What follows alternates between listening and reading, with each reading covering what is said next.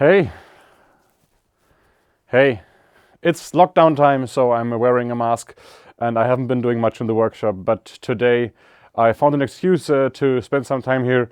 A couple of weeks ago I already made this new handle for this knife because the old one was broken and loose, and today I basically want to do the same for that knife because the handle, it doesn't look that bad, but it has some cracks and it's loose and wiggling around. So let's make a new handle, but actually this is all an excuse to mess around with some video gear that I bought in the last couple of months. And obviously before I can make any serious productions with it, I need to mess around with it, experiment with it. And this is basically, yeah, these knives are the excuse for that endeavor. So let's get started and make some sawdust.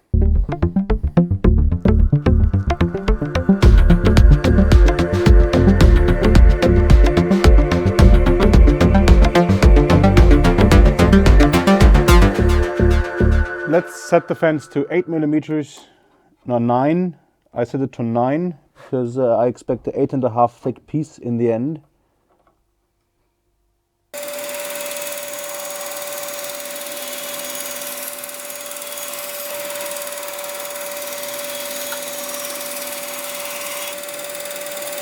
What a disappointment. This isn't proper wood. It looks like proper wood, but it isn't. It's the false friend of woodworking. It's called sapwood, and we have much of it in here. And this sucks so much. So, look at this. This dark part here, that's proper wood. This light part here, that's sapwood. Again here, dark part, proper wood. Light part, sapwood. Sapwood is a soft isolating area between the proper wood and the bark on a tree, and you can't use it for anything. Insects will crawl in there and will love that. That's where they live, and it's not meant to be used for anything else than maybe in an oven. It's trash. And I don't have another, and that's a bummer because I don't have another piece of walnut. It's somehow gone. But maybe I have this other piece of wood. This one. It's cherry. And it's a beautiful piece of cherry. I even shot a video earlier about that, and I made a lamp from that. I think that's on my YouTube channel as well. If you want to check it out, it's in the corner. So I made a lamp from this piece, and this is a cutoff. And I could try to cut that for a knife handle.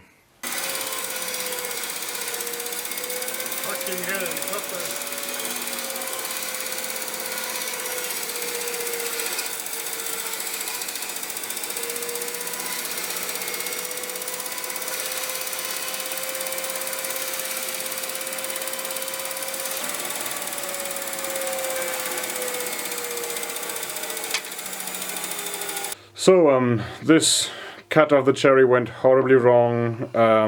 We had some vibrations, we had some issues with the tracking of the saw. I don't think the bandsaw can handle that kind of cut. We would need to do a second cut, but honestly, I don't really want to. Like, I've settled on walnut. I want my cutlery in the kitchen to look the same. I am making an effort to upcycle my tools, to not throw them away. And I want them to look walnut with beach dowel. That's it for today. I think I'll pour myself a whiskey and yeah, I'll try to acquire some piece of walnut, but I think that'll be hard during this lockdown, but maybe I can mail order some small piece or something. That's the plan, and then I'll continue in the next couple of days, weeks, yeah, whatever it's going to take.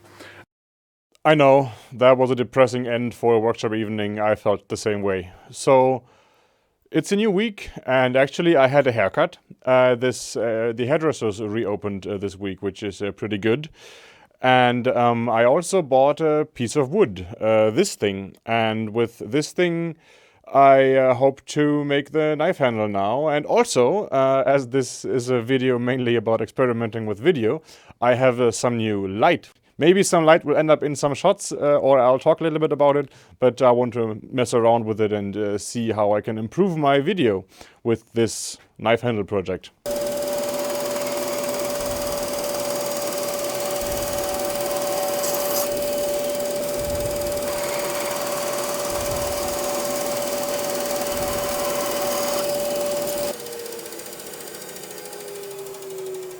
Let's break something! Honestly, the handle needs to come off. There is this little crack there, so I'm gonna attack that. So now let's do this again on the other side of the crack.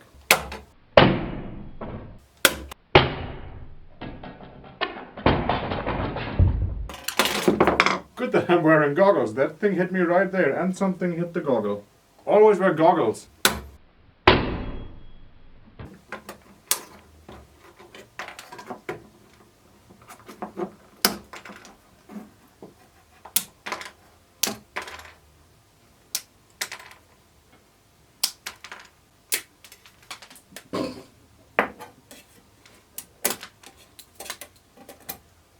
Yeah, even the screws crumble.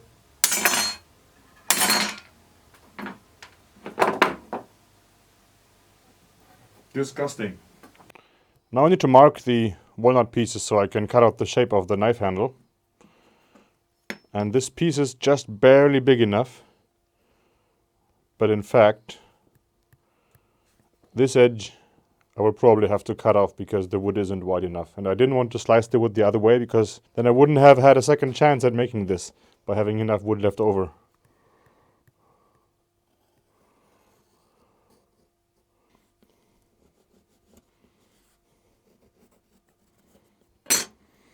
Okay, that's the shape.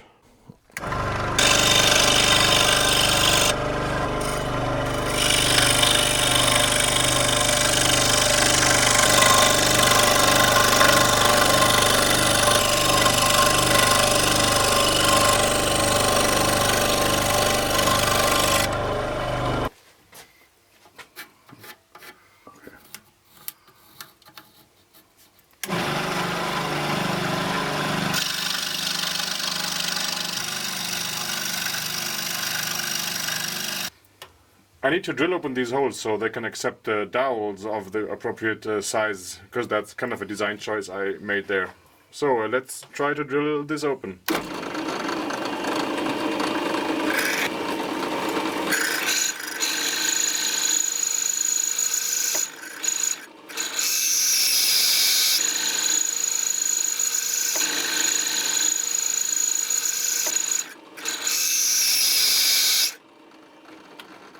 This drilling operation was a fail, and we have overdone it actually a little bit just for show because we had such a nice camera setup. So this drill is toast as well, clearly without a doubt. Unfortunately, that limits our options a little bit. I want to have a dowel here, a dowel there, and a dowel there, but I don't have the tools to drill that surprisingly hard steel in these holes. So I will instead just use 2 dowels and put them like this, one here and one there. Let's roughly see where we need to be with that hole.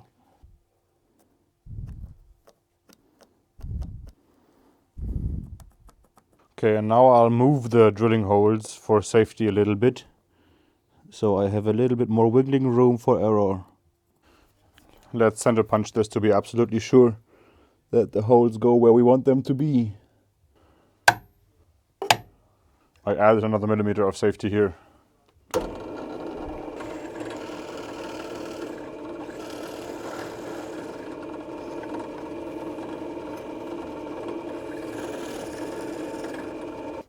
It even smells like walnut now a little bit. These two need to be aligned now as best as possible, so I have the least amount of sanding to do afterwards. And then I have to basically hold it together nicely while I drill the first hole. And then I can stick something in it and then drill the second hole with the same kind of precision.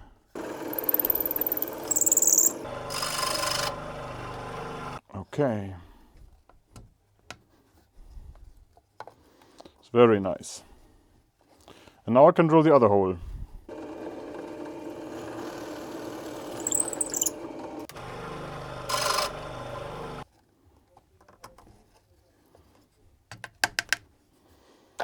Okay, with that setup I can now make a little bit of, I'll use a sanding machine to make this surface nice and flat, and then some others, maybe this surface, and then we can glue this.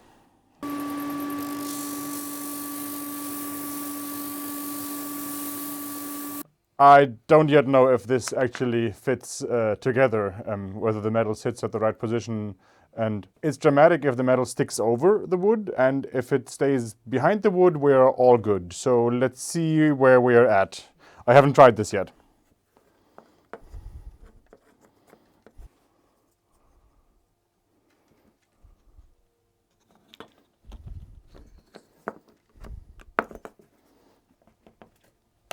Okay. Wait, maybe it did have some play. Let's see how much play we actually have. Oh yeah! Maybe this position looks a lot better. Now we actually just need to grind this little tip off here, this little tip. And all of this is now good. Okay, so I think this is a good result for today's evening of working in the workshop. The next step is to grind the metal, then to glue the wood and the metal with epoxy, and then to shape the handle and sand it, basically. That sounds like a fun little project for the next workshop evening, and I hope you have enjoyed today's fancy camera, audio and video setup that even involved some more light. If you have feedback about that and if you know how I can improve that even more, put it down in the comments. Let's see what will happen. Certainly this knife handle is just an excuse to play around with some lights and audio and lenses that I've bought. The lens I'm looking right into is a 24mm that I bought specifically for the workshop to have some kind of depth of field and a blurry background while working in the foreground. And that other lens, the detail lens that you're looking at now, this is a 50mm, also a fixed focal length lens that has a beautiful bokeh, and all of this is already blurry. So this is nice, but to make this look nice, you need also lights. And I bought some of those as well, and this is the first time I'm experimenting with all of that to improve the general video quality with some demo project, which is this knife. So I'll continue basically for you right now, for me in a couple of days on this, so good night. It's a new week and I'm back in the workshop, and today's plan is to first shape the metal a little bit so it fits in the wood, and then glue up the wood and the metal with some epoxy. That's today's plan, but before that, let's take a look at the current state of the project.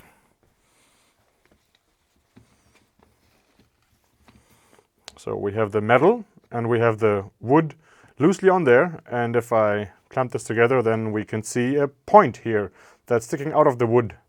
I knew that that would happen. The wood isn't wide enough for that, but I don't think I need that edge on this knife. So I want to grind off that little point, that corner, and then we can glue it up. This little tip, just the tip, has to be grounded off. So I'll mark that with this lovely pen. Maybe from both sides could be a good idea.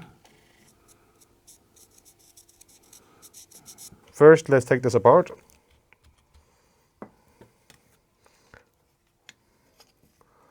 Okay, that little tip will be ground off now.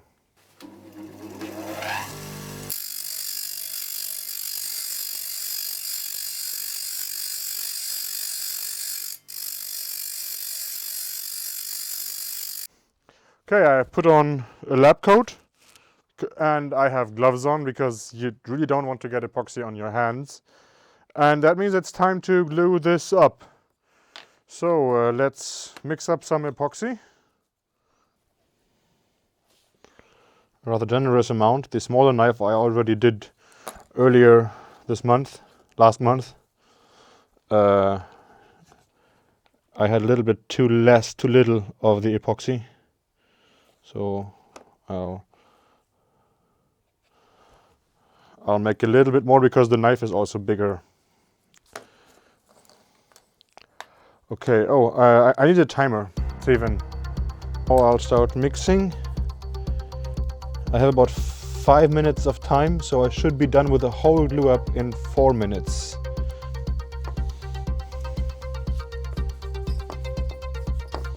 Okay, 1 minute in.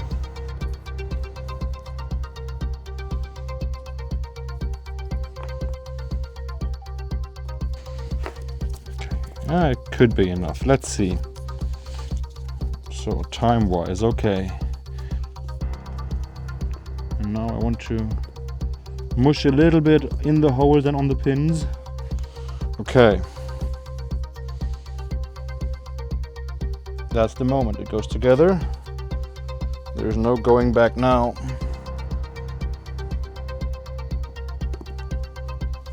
Okay, it's together. Now let's align this. I hope that by this pushing back and forth I can give this a kind of a coating on the pins itself. That would be good. Okay, and it's time to freaking clamp now. Otherwise I won't get it together in time. Let's check the alignment.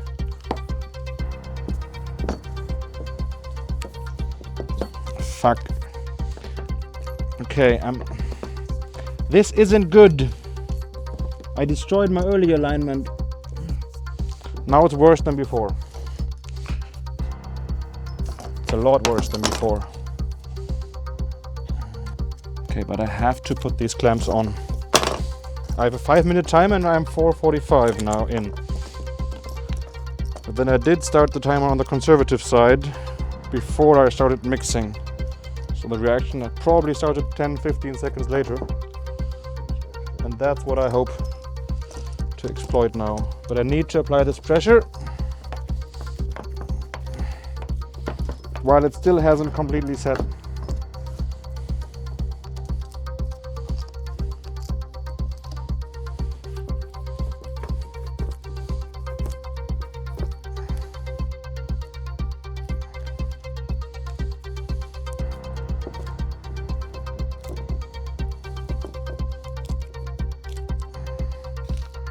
.546, I think nothing can move here anymore. Now one more thing. I hope I still have a chance with some alcohol and another fresh tool here to get some of that off the blade while it hasn't completely set. I used to be more clever with these things. The first knife I actually thought of this and covered the entire blade in something so I didn't have to wipe it afterwards. But I somehow forgot on this one.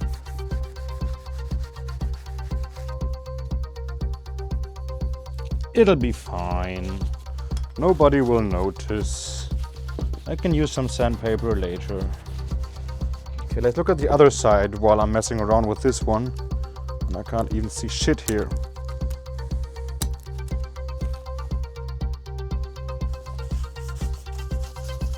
I think this is too late. This has set. Kids, if you want to avoid this, then cover the blade in masking tape or something before you do stupid shit like this. But I think I got most of it off and my partner won't notice the rest. Not sure I can remove any more of this. The alcohol solvent only works for a couple of minutes, but not after it. So this has to harden now. Theoretically I could continue in 2 hours, but that would be 1 in the morning and I don't think I want to be in the workshop that late. It was a fun night and I'll continue maybe tomorrow to shape the handle and yeah, take it out of its clamps and take a look at the damage.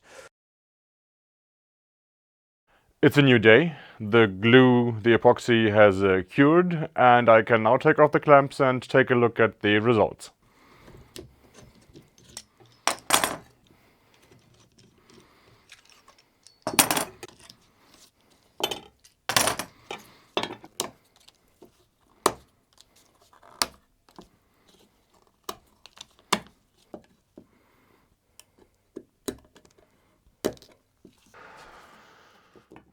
Great.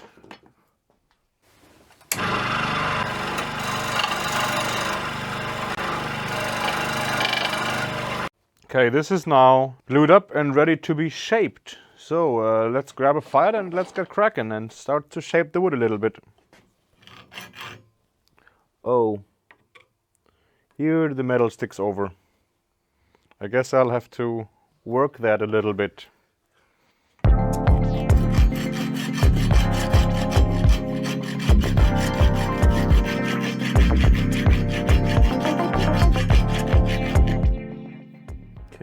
I would say the wood is now on the same level in the metal, which is all I ever wanted here.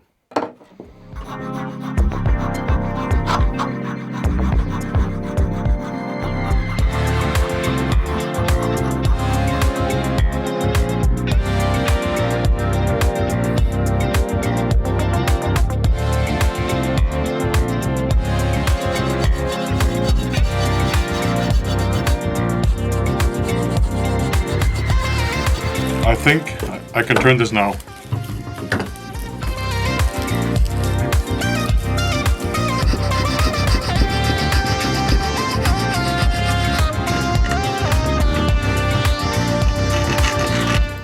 That step is complete. The filing is done. I can continue with the rounding over of the handle parts.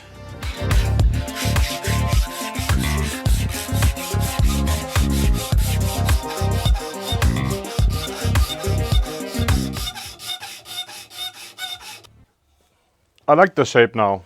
This is nice and round. The round over is strongest here and not so strong here and there, because I want it to be in my hand here, but I want to have a nice surface to press on here with my thumb, so I haven't rounded it as much here. And I think it's now time to turn it over and round it over strongly here and less strong here and next to nothing here. That's the idea for the shape.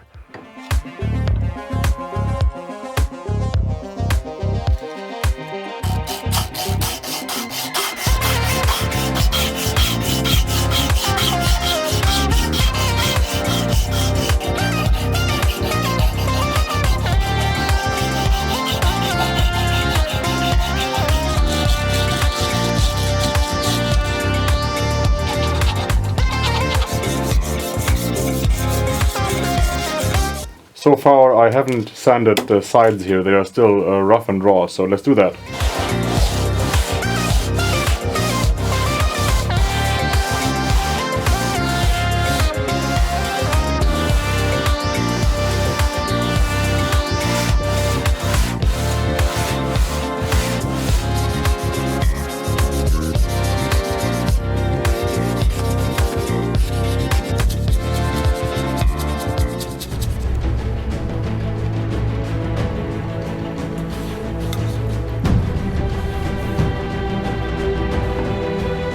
The project is nearly finished. This is one of the very last steps of the project. Right now I am applying a special kind of oil to protect the surface and to give it a sheen, but most importantly, this very last step, it brings out the true color and beauty of the walnut I picked for this project. In about 10 minutes I can wipe off the excess oil, and then we can see the true beauty of the wood for the first time. 10 minutes have passed and it's time to wipe it off and take a look at the first layer of oil.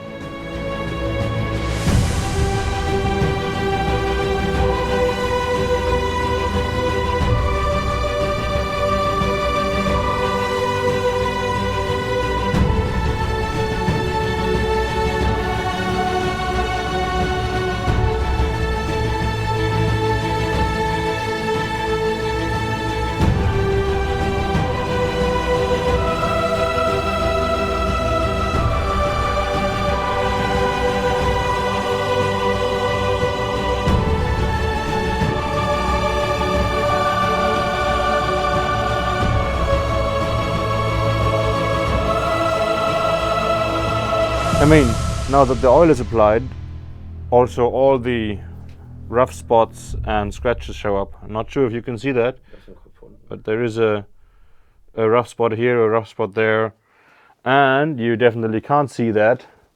There are some very rough patches over here. I definitely have to work on them.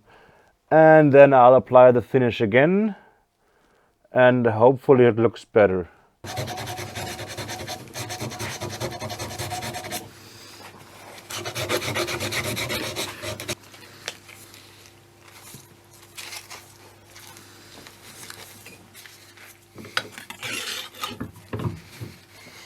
Ten minutes have passed again, and I want to wipe it again and see where we are at.